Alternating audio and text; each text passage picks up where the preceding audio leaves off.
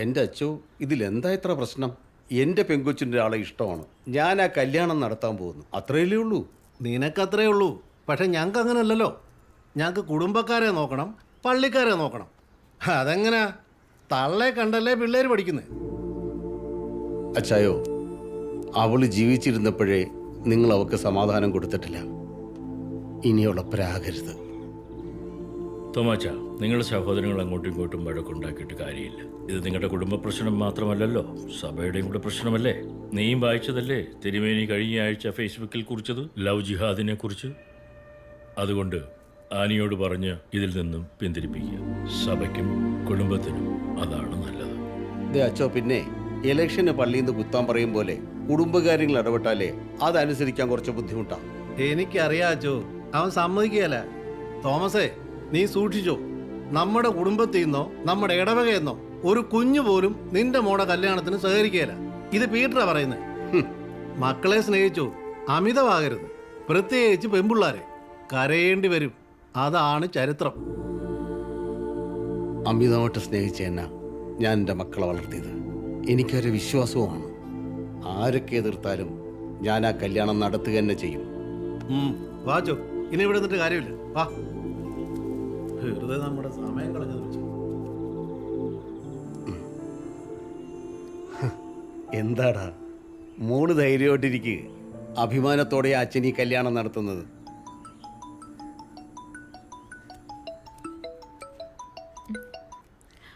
ആ അപർണ, പറയടി. നീ കരയാണ്ട് കാര്യം പറ.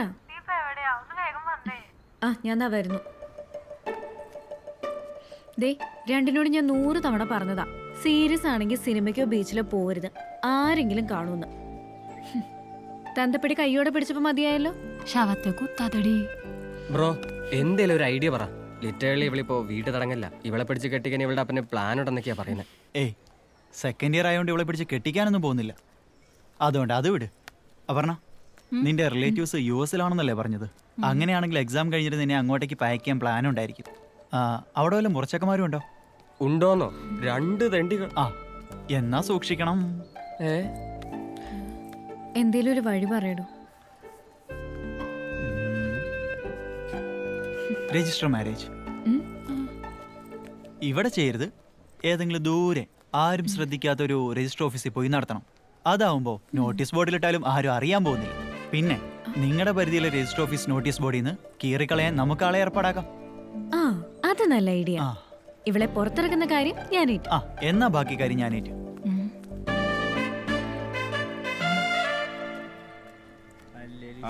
നിങ്ങൾ എന്തോരം ഒരു സ്കൂൾ മാഷിനെ പോലെ ഷർട്ടങ്ങളുണ്ട്, ഒരു കണ്ണാടിനെ കൂടി കുറവുണ്ട്. എനിക്കറിയാം. എങ്ങനെയുണ്ട്? കറക്റ്റായി.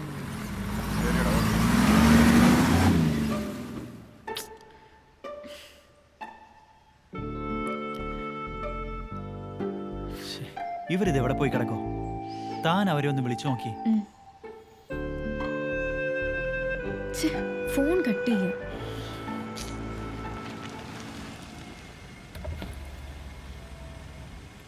മച്ചാനെ, ഇവക്ക് ഒരേ നിർബന്ധം അമ്പലത്തിൽ പോയിട്ട് വരാൻ പറ്റത്തുള്ളൂ. അതാ ലേറ്റായ. എല്ലാം ഓക്കെ അല്ലേ?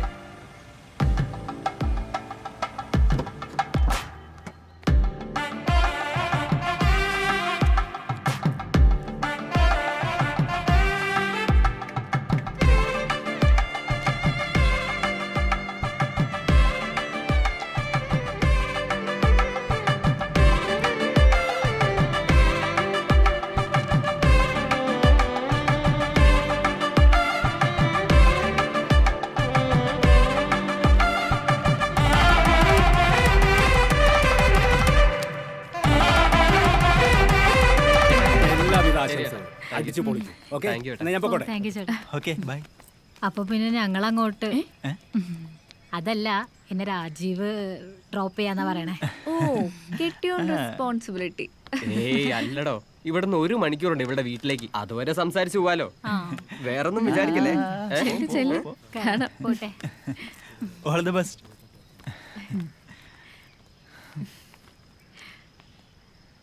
എന്നാ പിന്നെ നമുക്ക് പോയാലോ? അല്ല, നമ്മൾ ചീരമല വരെ വന്ന സ്ഥിതിക്ക് നമുക്കൊന്ന് കറങ്ങാൻ പോയാലോ? ഇവിടെ കുറെ കാണാനുണ്ടെന്നേ. ശരി. ഓക്കെ വാ പോ. എല്ലാവരോടായിട്ട് ചോദിക്കുകയാണ്, ആര് ഉദ്ഘാടനം ചെയ്യും? എന്തോന്നാ അതിനല്ലേ നടി വന്നേക്കുന്നത്? അത് ഇവിടുത്തെ നാട മുറിക്കുന്ന കാര്യം. ഞാൻ ഉദ്ദേശിച്ചത് അവിടെ നാട കഴിച്ച് ആര് ഉദ്ഘാടനം ചെയ്യുന്ന. നിങ്ങൾക്കാർക്കും ബുദ്ധിമുട്ടില്ലെങ്കിൽ അത് ഞാൻ ചെയ്തോളാം. അയ്യടാ അത് ബുദ്ധിമുട്ടാവും. ബുദ്ധിമുട്ടോട്ടാ എന്ന് പറഞ്ഞ എങ്ങനെയാ? ആർക്കെങ്കിലും ഒരാൾക്കല്ലേ കയറാൻ പറ്റൂ? അതാരാൻ തീരുമാനിക്ക്. കബഡി തരട്ടെ. ഞാൻ നിങ്ങൾ എന്തിനാ ഈ എല്ലാത്തിനും കബഡി എടുത്തിട്ട് വന്നത്? ഒരു കാര്യം ചെയ്യാം, നമുക്ക് ടോസ് ഇട്ട് നോക്കിയാലോ? ആരെങ്കിലും കോയിന്തോ? അല്ല ഇതിപ്പോ നമ്മള് 4 പേരില്ലേ, 2 പേരും കൂടെ ഒന്ന് വിളിച്ചെന്ത് ചെയ്യും? അത് നേരാണല്ലോ. 2 പേര് പിന്മാറണം, അല്ലാതെ ടോസ് ഇടൽ നടക്കില്ല. പക്ഷെ ആരാ അതാര് പിന്മാറും? ഞാൻ പിന്മാറാം. ഒരാളായി. അതൊക്കെ പക്ഷെ എനിക്ക് സമയം കൂടുതൽ വേണം. അത് ശരി. അങ്ങനെയാണെങ്കിൽ ഞാനും പിന്മാറാം. എനിക്ക് സമയം കൂട്ടി തരണം. നിങ്ങൾ 2 ആകെയുള്ള 4 മണിക്കൂറാ. നമ്മൾ കേറുന്നതേ സൊറ പറയാനല്ല. എന്നാ അണ്ണൻ പിന്മാറ്. അത് നടക്കൂല. എന്റെ കെട്ടിടം ഉള്ളത് കൊണ്ടാ ഈ നാടകമൊക്കെ നടക്കുന്നത്. കെട്ടിടം ഉണ്ടായിട്ട് എന്ത് ചെയ്യാൻ? സാധനത്തിന് കൊണ്ടുവന്ന ഞാനല്ലേ. അത് നീ പറയും. ഞാൻ മാറാം. മതിയാ? ടോസ് ഇടാലോ?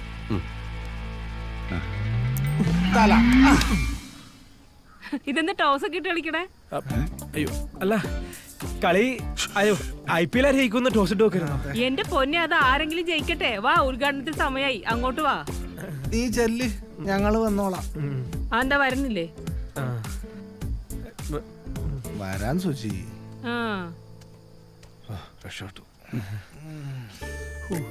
തലയല്ലേ തന്റെ തലയിപ്പ് പോയേനെ. മൊത്തം പൊളഞ്ഞാനേ ഇപ്പം. വാങ്ങാട്ടെ. കാശ്മീര. ഓ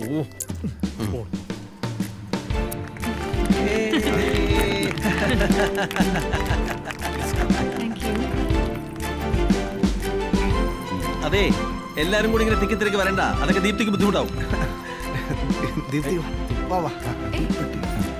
ഇങ്ങോട്ട് വാ. ഞാൻ കത്തിക്കാം. ഞാൻ കത്തിക്കാം.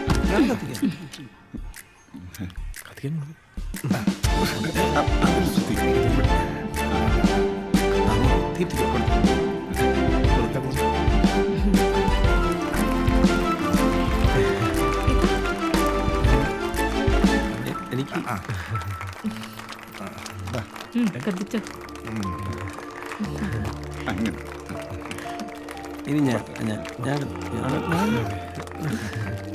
ഇനി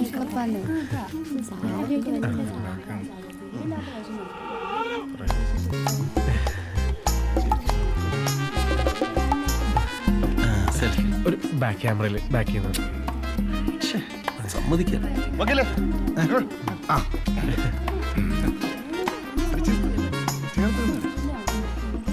ചേച്ചി, ഈ കെട്ടിന് ഉദ്ഘാടനം ചെയ്യാൻ സമ്മതിച്ചതേ ചേച്ചിയും കൂടെ തീരുമാനിച്ചിട്ടാണോ? ഏയ്, മൂപ്പരുടെ ഐഡിയ. മൂപ്പരുടെ മാത്രം ഐഡിയ എന്ന് എനിക്ക് തോന്നുന്നില്ല. ഒരു ഉടായ്പ എനിക്കും മണക്കുന്നുണ്ട്. നേരെ പിടിച്ചെടുക്കാതെ.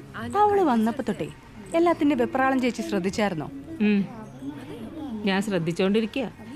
അതെ, റെസ്റ്റ് എടുക്കാൻ വേണ്ടിട്ട് റൂം സെറ്റ് ചെയ്തിട്ടുണ്ട്. നമുക്ക് അങ്ങോട്ട് പോയാലോ? രാഘവാലത്തിനും പറങ്ങണം.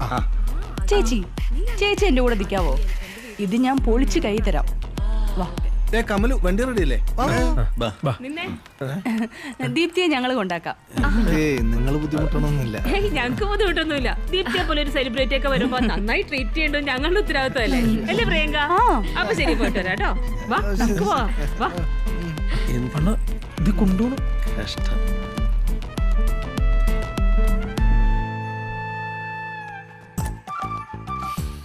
തേനല്ലടേ. അരവിന്ദ, നീ വിഷമിക്കണ്ട. ഹോട്ടലിലാക്കിട്ട് അവരങ്ങ് പോക്കോളൂ. പോവില്ലടേ. ബെസ്റ്റ് പോകായിരിക്കും. പോവില്ല.